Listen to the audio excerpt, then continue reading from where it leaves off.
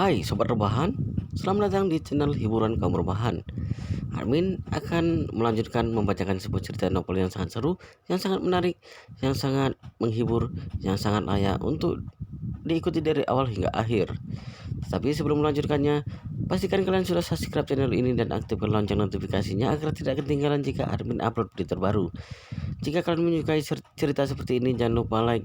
Jika berkenan, share juga ke teman lainnya agar teman lainnya juga mendapatkan informasi hiburan di channel ini. Baik, kita lanjutkan di part 205 bertepatan dengan bab ke-968. Tanjong melihat Ken Hokian, dia bertanya, "Ada apa ini? Apakah kamu wanitanya?" Ken Hokian berkata sambil menangis, "Bukan, aku dipaksa oleh." Tian Zong melihat ke arah pengawas dan berkata dengan dingin, "Karena dia mengatakan dirinya bukan wanitamu, maka kamu jangan banyak omong kosong lagi di sini." Pengawas itu sudah sangat menikmati layanan Ken Hokian selama beberapa waktu ini. Dia hanyalah pria kampung, mana pernah mencoba wanita kota yang putih halus. Jadi dia sudah ketagihan dengan Ken Hokian. Tentu saja dia tidak bersedia sewaktu orang ini akan membawanya pergi. Maka dia berkata dengan dingin, "Aku tidak peduli dengan semua omong kosongmu. Aku katakan sekali lagi padamu, dia adalah wanitaku." Dan Jong mendengus dan berkata, "Kamu sendiri yang mencari mati. Aku tidak akan memberikan kesempatan padamu." Setelah dia selesai mengatakannya, dia segera mengeluarkan pistol di pinggangnya dan mengarahkan moncong pistol padanya lalu menarik pelatutnya tanpa ragu. Dar! Sebuah lidah api keluar dari moncong pistol. Sebuah peluru mengenai dahi pengawas. Pengawas yang masih bersikap sombong tadi tiba-tiba menjadi mayat. Ken Hokian berteriak ketakutan. Mata Helian terlihat senang. Dia merasa kesempatan untuk hidup sudah datang. Jadi dia segera berkata kepada Tian Zong, "Kakak, kami juga dipaksa ke sini. Mohon Anda bawa aku pergi juga."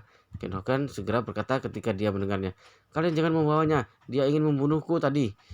Dan Jong melihat Ken Hokian dan bertanya, "Apakah wanita ini musuhmu?" Ken Hokian segera mengangguk dan berkata, "Benar, dia adalah musuhku. Dia juga ingin membunuhku." Ye Lian langsung panik dan segera berkata, "Ken Hokian, kamu jangan sembarangan bicara. Kapan aku..." Lian masih belum menyelesaikan kata-katanya, tapi tiba-tiba terdengar suara pistol.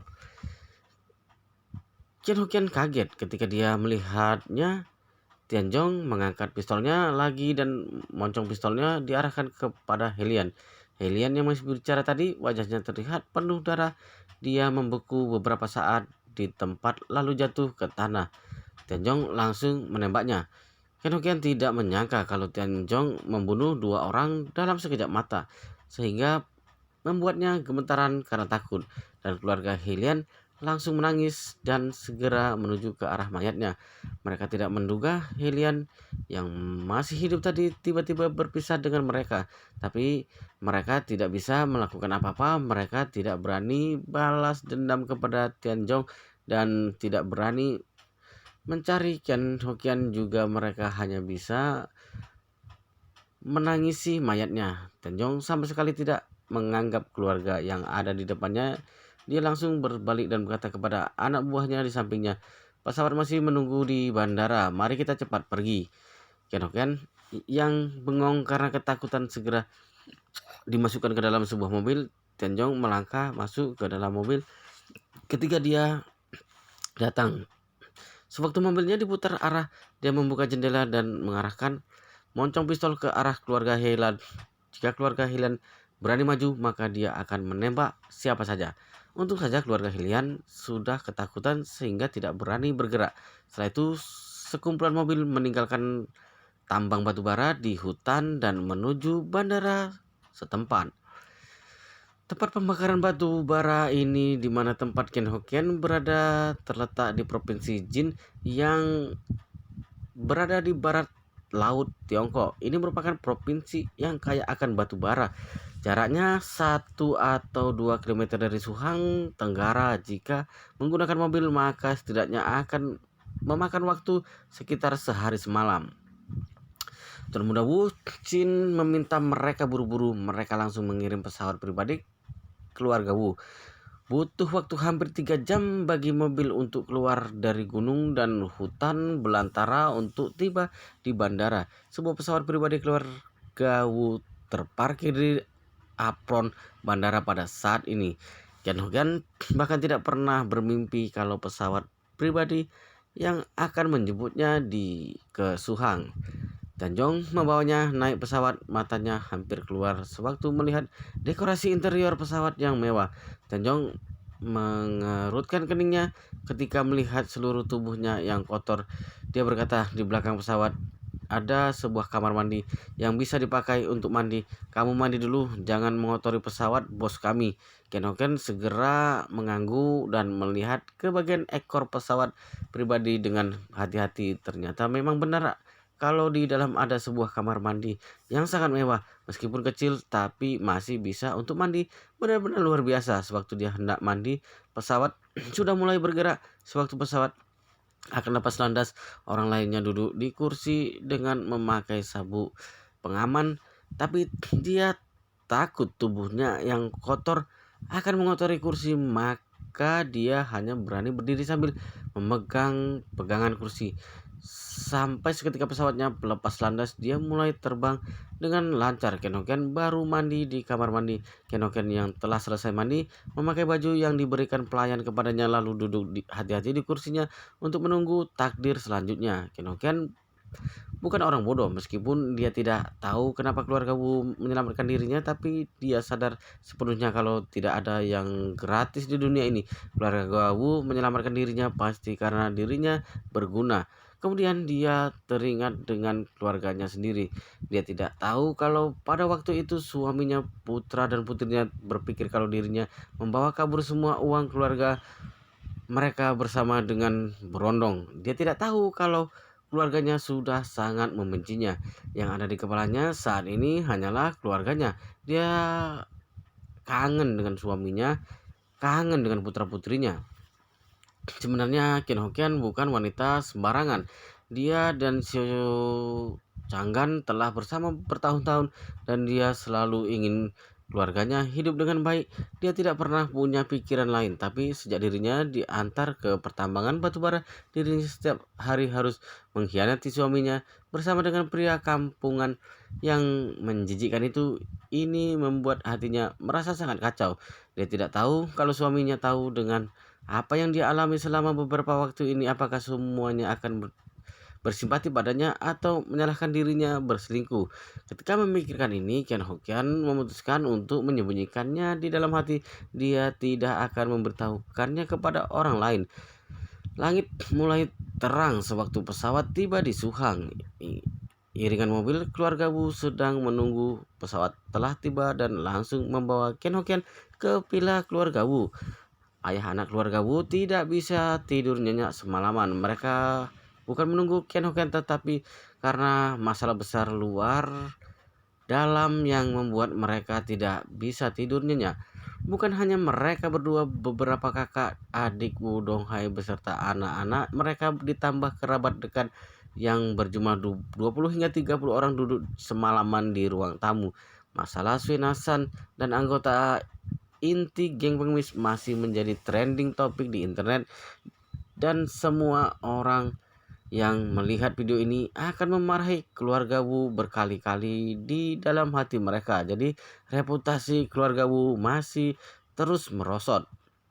Dalam kondisi ini, setiap keluarga Wu yang bermarga Wu sedang panik sehingga tidak bisa tidur. Sewaktu Ken Hokian dibawa ke kediaman keluarga Wu, Jong tidak langsung membawanya ke ruang tamu, tapi membawanya ke ruang tamu bawah tanah. Kemudian dia pergi mengundang Wu Donghai dan Wu Xin ke sini.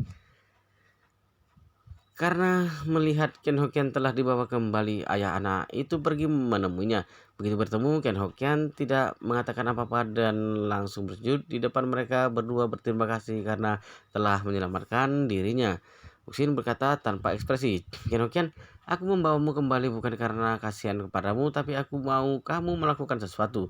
Ken Hokian segera bertanya, Anda berikan saja perintahnya. Uxin berkata dengan kesal, aku tahu kamu punya dendam dengan Yichen. Aku juga punya dendam dengan Yichen, dan itu adalah dendam besar. Aku tanya padamu, apakah kamu ingin balas dendam dengan Yichen? Ken Hokian berkata dengan marah. Yichen yang pantas mati itu hampir menyebabkan aku mati dan membuatku menderita. Aku sudah lama ingin membunuhnya. Uxin mengangguk dengan puas dan berkata, baguslah kalau begitu. Jika seperti itu, aku akan mengirimmu kembali ke Jinling. Tugasmu adalah memikirkan cara untuk balas dendam dengan Yichen. Kerahkan semua tenagamu. Ken Hokian menyetujuinya tanpa ragu. Meskipun Wuxin tidak mengatakannya, dia pasti akan mencari Yichen untuk balas dendam begitu dia ada kesempatan untuk kembali ke Jinling. Setelah menyetujuinya, Ken Hokian tidak bisa menahan dirinya untuk bertanya, oh ya Tuan Muda Wu, apakah kamu tahu bagaimana kondisi suamiku, putraku, putriku, juga ibu mertuaku sekarang? Wuxin menengus, mereka sangat kasihan. Sekarang mereka dimasukkan ke dalam pusat penahanan oleh Yichen beberapa waktu yang lalu, masih belum dikeluarkan sekarang. Ah, Ken Hokian bertanya dengan panik begitu dia mendengar mereka masuk ke pusat penahanan. Apa yang telah terjadi? Apakah mereka baik-baik saja? Kapan bisa keluar? Wuxin berkata, mereka bisa dimasukkan ke dalam pusat penahanan karena ulah Yichen. Aku tebak mungkin mereka sangat membenci Yichen saat ini. Ken Hokian bertanya dengan panik. Tuan Muda Wu, apakah Anda bisa melepaskan keluargaku? Aku mohon padamu. Uxin berkata dengan nada datar, tentu saja bisa. Namun aku ingin bertanya padamu, kalau aku melepaskan mereka, apakah mereka akan mendengarkanku untuk pergi melawan Yichen? Ken Hokian terus mengangguk. Bisa, pasti. Pasti akan bisa. Sejujurnya kami sekeluarga telah dirugikan oleh Yichen. Grup Xiao milik ibu mertua bangkrut karena Yichen. Tabunganku dan suamiku yang kami kumpulkan seumur hidup juga hilang karena Yichen. Putraku seharusnya pewaris grup Xiao, tapi akhirnya tidak mendapatkan apa-apa dan menjadi orang miskin. Semua ini adalah perbuatan dirinya. Putriku seharusnya akan menikah dengan keluarga Wang Jin Ling dan menjadi nyonya muda, tapi keluarga Wang membatalkan pernikahan dengannya. Setelah dipermainkan, semua ini adalah perbuatan Yichen. Ketika dia mengatakan ini, dia menangis dengan putus asa dan mengumpat, aku telah dikirim ke tambang batu bara yang penuh kegelapan itu. Aku telah melewati kehidupan seperti ini di neraka. Hidupku bahkan lebih mengerikan daripada kematian. Aku mencoba bunuh diri beberapa kali. Semua ini gara-gara Yichen. Satu keluarga kami punya dendam besar dengannya. Uxin dan Wudong saling bertatapan. Mata mereka terlihat senang. Umpan yang mereka inginkan adalah musuh Yichen. 5 orang di keluarga Xiao merupakan musuh bebuyutan Yichen. Selama mengeluarkan mereka semua dan mengirimkannya ke depan Yichen, maka pasti bisa membuat Yichen menderita. Mereka adalah umpan yang paling sempurna. Dengan cara ini, energi Yichen akan tertahan oleh banyak hal, sehingga keluarga Wu ada lebih banyak kesempatan untuk menyerangnya.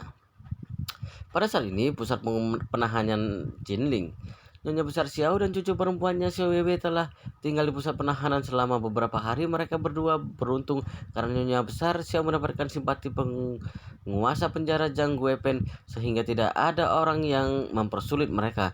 Tapi Xiao Changgan dan putranya Xiao Helong tidak melewatkan hari dengan mudah di pusat penahanan pria. Karena orang baru, mereka berdua mendapatkan berbagai penindasan begitu masuk.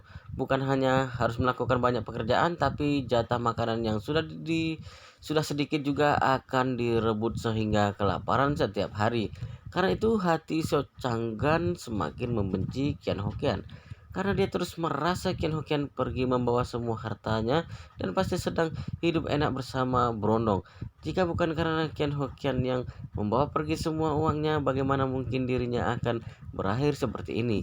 Satu keluarga berempat pada waktu itu diponis 15 hari penjara dan mereka baru akan keluar beberapa hari lagi. Tapi tidak ada yang menduga setelah selesai makan siang, mereka berempat dilepaskan dari pusat penahanan masing-masing. Nyonya besar Xiao bahkan merasa gelisah ketika dia tahu kalau dirinya akan dilepaskan. Dia tidak mau pergi. Dirinya yang sekarang benar-benar tidak ingin keluar dan menghadapi kenyataan yang kejam. Karena dirinya tidak punya uang, pila miliknya disita. Bukan hanya tidak bisa makan kalau berada di luar, bahkan tempat tinggal saja tidak ada.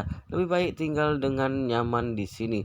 Tapi penjaga penjara tidak memberikan kesempatan ini padanya karena dia masih bertahan di sel dan tidak mau keluar, maka dia langsung diseret keluar.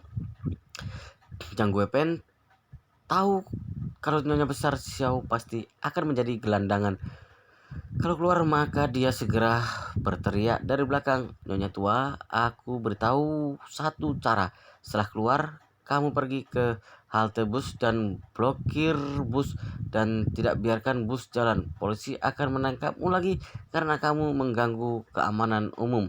Nyonya Besar Xiao baru bisa bernapas lega dan segera berkata, "Terima kasih Gue Pen. Kamu tunggu aku akan kembali."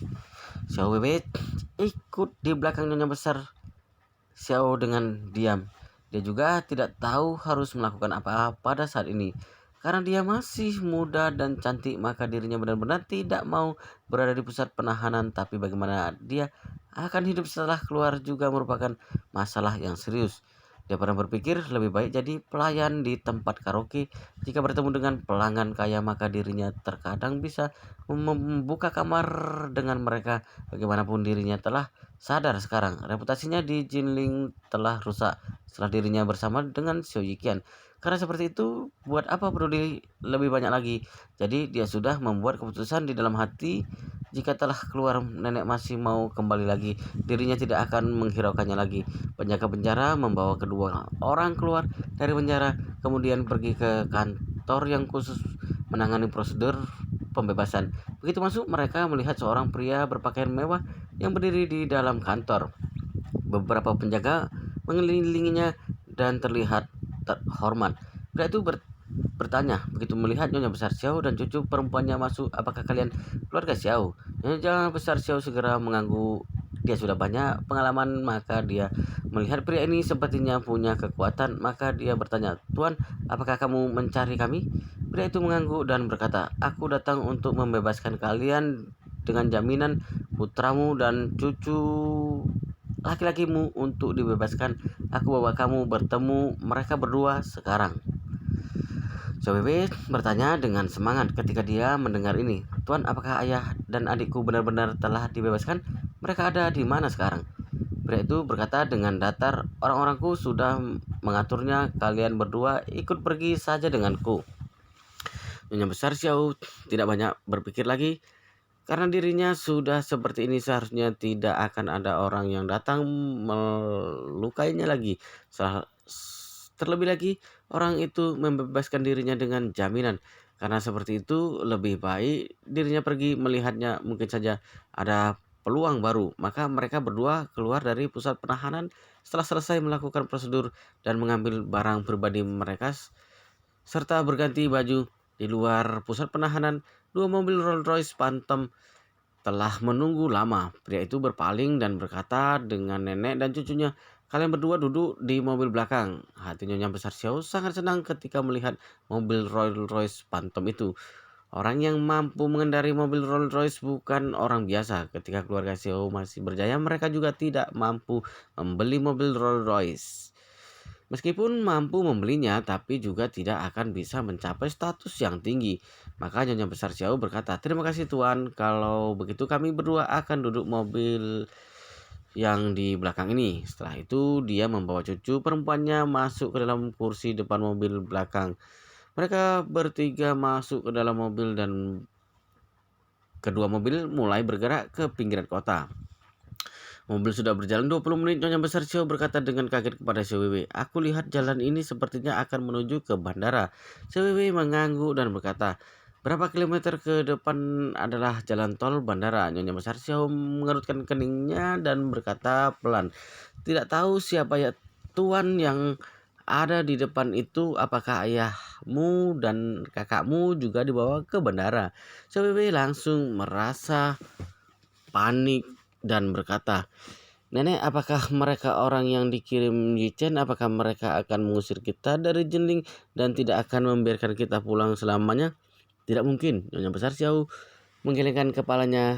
"Bajingan Yichen, mana mungkin sesopan ini. Dia tidak akan menjamin kita keluar. Sebaliknya, dia akan memikirkan cara supaya kita berada di sana selama beberapa waktu, bahkan akan membuat kita tidak bisa keluar selamanya." Xiao Wei bertanya dengan kaget, "Apakah Dewan Xiao Ziqian?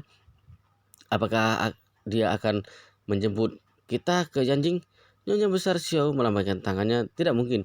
Mungkin saja jika Xiao Yiqian tidak impoten, tapi dia tidak bisa berbuat apa-apa sekarang. Bagaimana mungkin melakukan ini? Jika memang seperti itu, dia tunduk. Dia tidak mungkin meninggalkanmu.